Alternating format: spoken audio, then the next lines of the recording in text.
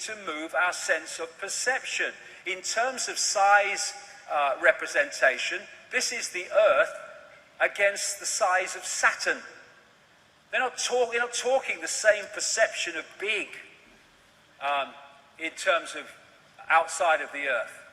And here are some of the other pictures of these electromagnetic vehicles picked up by these NASA craft. Why aren't they all in the papers being talked about? You'd think, what the hell is this? No, nothing. Thanks to Bergeron, we've seen their existence. This is the Hubble telescope that's picked one of them up. Look at the size of the bloody thing. And here's a few Cassini spacecraft pictures, still pictures put together. What the hell is that? Exactly what Bergeron was describing from Voyager. And this is the other thing. He found pictures of stuff spewing out of these electromagnetic vehicles into the rings of Saturn and bloody making them or extending them. And what is said to be in the rings of Saturn, I guess that's why we could see them, is like ice and stuff.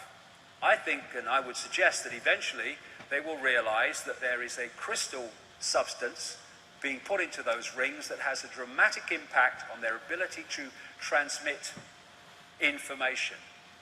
In 2009, NASA released this picture, which is a ring around Saturn, which is from 3.7 million miles out to 7.4 million, and that ring could encompass 1 billion Earths. I suggest that there are rings that we can see, but there are sound rings that we can't see that are coming out across, and we're picking them up. They make something appear to happen that does not actually happen. They can induce a virtual reality experience. The Saturn matrix, as I call it, is a frequency band which we are decoding as a fake reality. And I suggest, my view, we will find that the edge of that frequency band is what we call the speed of light. And beyond it, you go out of the matrix.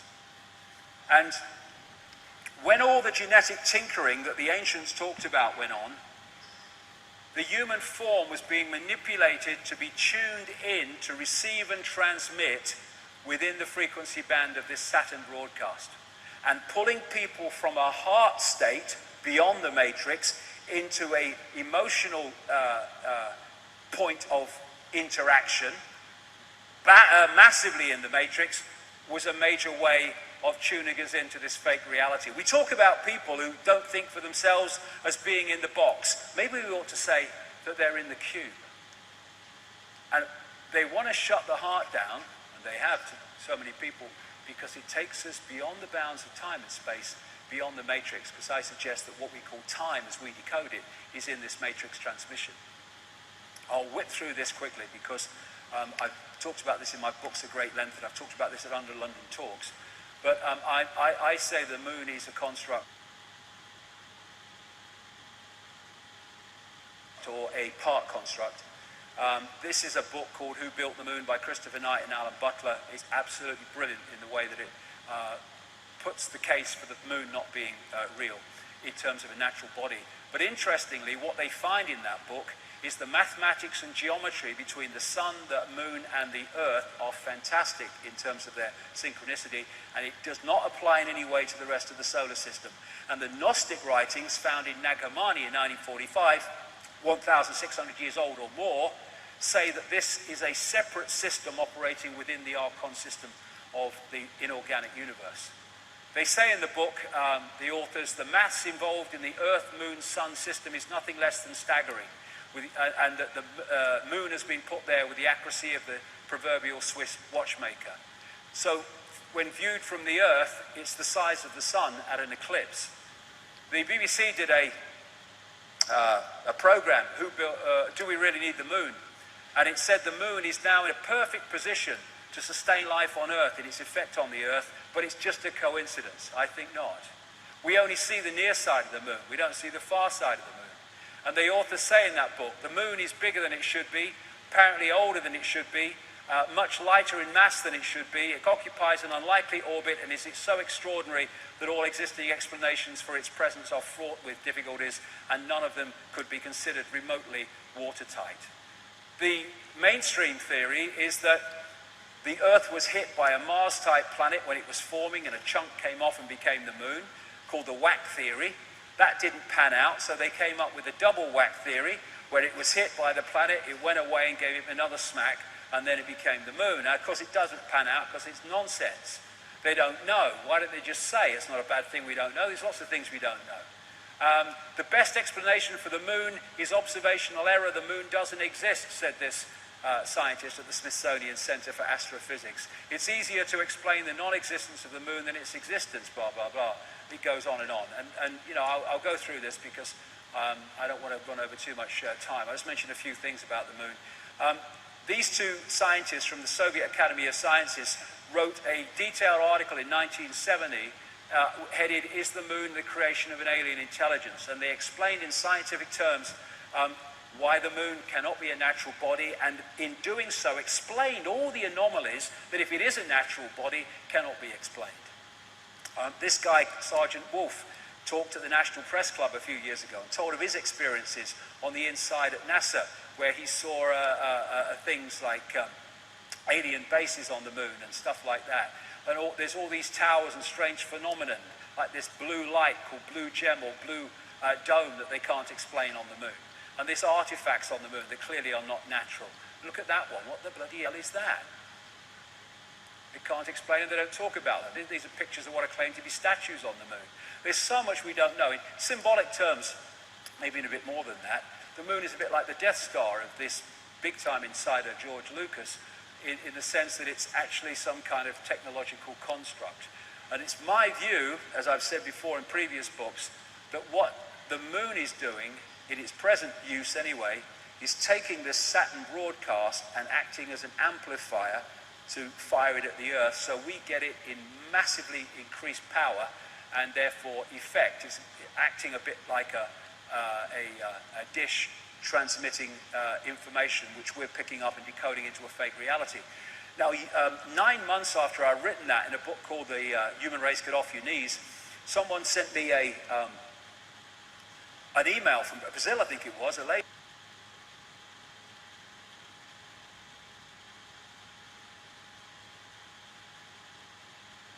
And said, "Have you read this book, Earth, by Barbara Marciniak? Because I've just read your get out there and bring information out from other dimensions into this one. You can get some profound information that way." And she's done a lot of great stuff, Barbara Marciniak. I've met her a few times. Anyway, I hadn't read Earth. I'd read the first book that she wrote, but not Earth. Anyway, I sent for it. I went through the page numbers, and I'm like, whoa, this is 9 months after I've said this stuff in Human Race Get Off Your Knees. And this was a channeled book, and this is what was in the book. 1996, I think this came out. The moon is a very powerful electromagnetic computer. The energy from the moon has been beaming electromagnetic frequencies onto the Earth for eons now to maintain the two-stranded DNA. The moon is a satellite that was constructed. It was anchored outside Earth's atmosphere as a mediating and monitoring device, a supercomputer or eye in the sky. Earth must be owned by those who dwell there. However, it is not. You have outside gods, creator energies, who prevent you as a species from having free reign with your kundalini. That's the energy of awakening, in effect. The influence of the moon as a main satellite computer affects all of the Earth. The moon's programs have for eons been of great limitation towards human beings. There are repetitive cycles that the moon creates to which you respond. The tales about the full moon and insanity, madness and heightened bleeding are all quite true. You know that television influences you a great deal. The moon is the same way. And astrologically, just as a very quick aside, when that great rearrangement happened, of course, astrologically, everything changed as well in terms of the influence of the astrological energies upon the human perception, because suddenly all these bodies are in different positions to where they were before.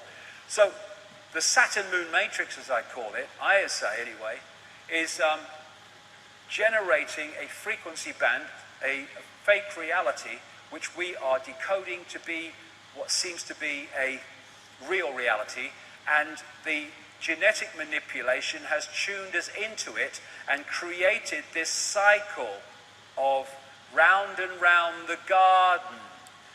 It's coming, it's coming, it's coming, as the guy said in the video. And Neil Haig has this concept of moonopoly, or Saturn moonopoly.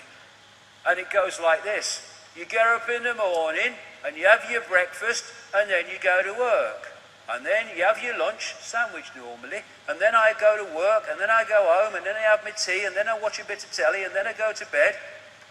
Then I get up and I go to work, and then I have my lunch, sandwich normal. And I mean, look at us. We are infinite consciousness, infinite awareness. All that is, has been, and ever can be.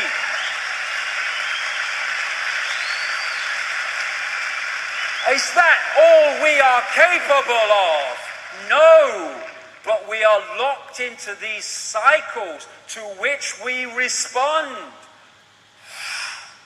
No response. See it as you couldn't see it before. An end to work, buy, consume, die. That's what that is. And this matrix creates a firewall that holds us from seeing further into the energy field and holds us in this tiny frequency band we call visible light.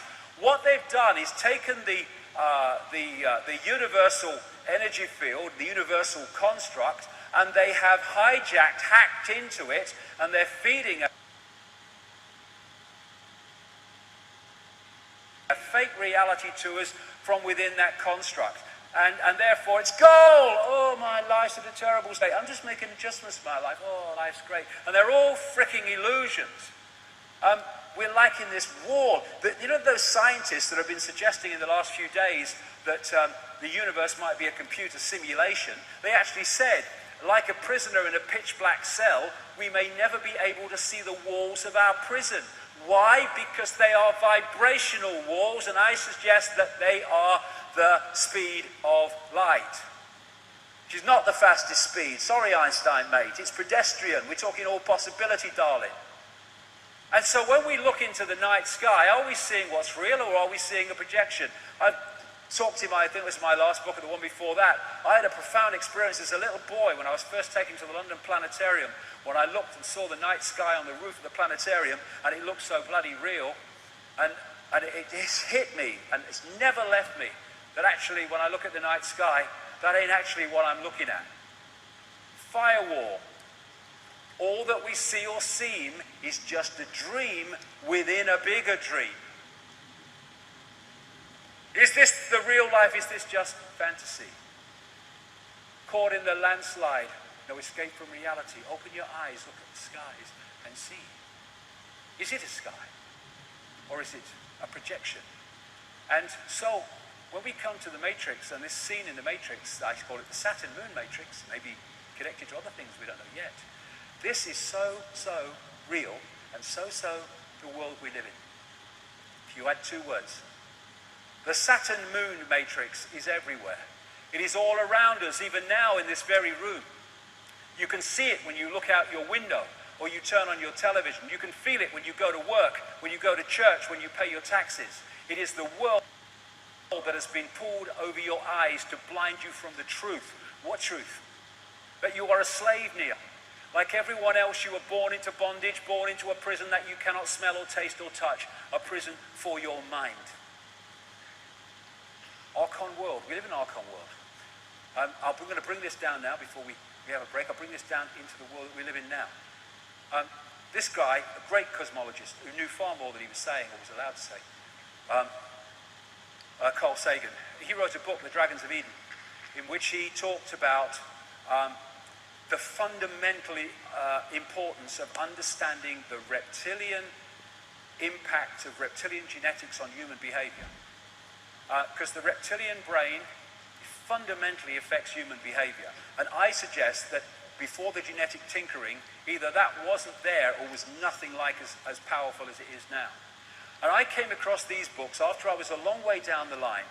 I came across these books by Carlos Castaneda, in which he was quoting a Central American shaman called Don Juan Matus. And when I read some of the stuff in these books that this shaman had said, it was like, whoa-wee.